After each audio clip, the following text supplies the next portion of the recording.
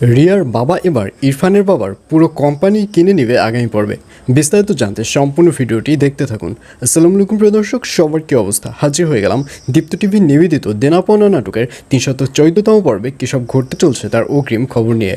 Alright, এই পর্বে আপনারা দেখতে পারবেন অবশেষে বশির সাহেব তার ভুলটি বুঝতে পারবে এবং ব্যাংকের যে ম্যানেজার রয়েছে তাকে গিয়ে রিকোয়েস্ট করবে যাতে করে পল্লবের বাবাকে যেন ছেড়ে দেয়।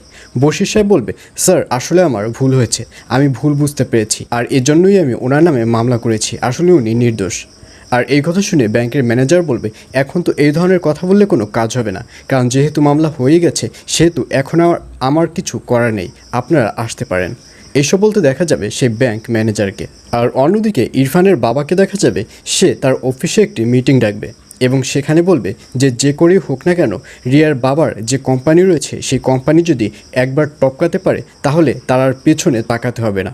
এবং এই নিয়ে যখন আলোচনা করবে ঠিক তখনই ওখানে রিয়ার বাবা এসে হাজির হবে। রিয়ার বাবা বলবে, সেই স্বপ্ন তোমার আর পূরণ হবে না, তার থেকে ভালো হয় তুমি যদি আমার সাথে ডিলে আসো। তখন ইরফানের বাবা বলবে, কী ডিল?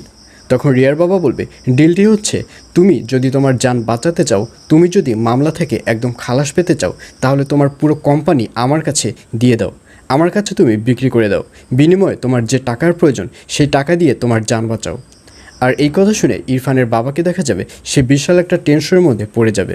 সে বুঝতে পারবে না যে এই মুহূর্তে সে তার কোম্পানিটি বিক্রি করবে নাকি সে কোম্পানি রেখে দিবে, কারণ সে যদি ৫ কোটি টাকা না ম্যানেজ করতে পারে তাহলে তো তার আবারও জেলে থাকতে হবে। আর এজন্যই বিশাল একটা টেনশনের মধ্যে পড়ে যাবে ইরফানের বাবা। আর অন্যদিকে মিতুকে দেখা যাবে আরমান যখন অফিসে যাবে তখন মিতু আরমানের কানে বিষ ঢালতে থাকবে।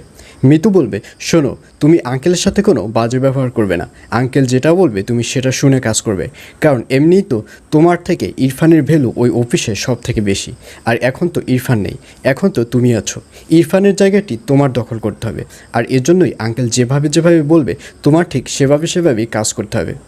আর অন্যদিকে আরমান যেহেতু একটু সহজ সরল কোয়ালিটির লোক, সে মৃত্যুর কথা মেনে নেবে এবং এক পর্যায়ে রিয়ার বাবা যেভাবে কাজ করতে বলবে আরমানও ঠিক সেভাবেই কাজ করবে।